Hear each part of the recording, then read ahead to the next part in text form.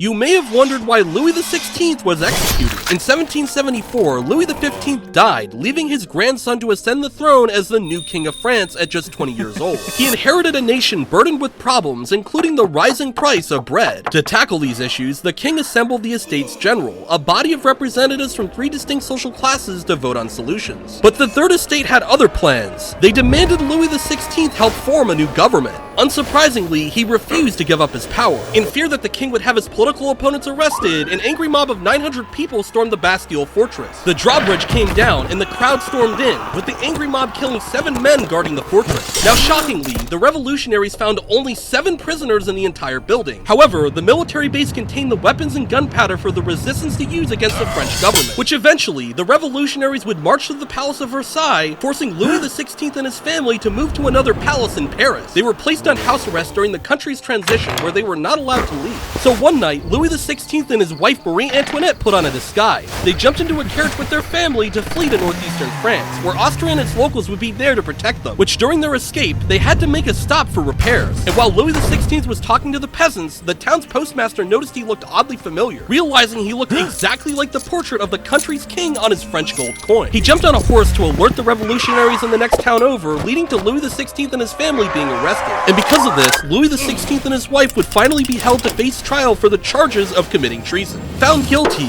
Louis XVI was sentenced to the guillotine. After his execution, his severed head was held up to a cheering crowd.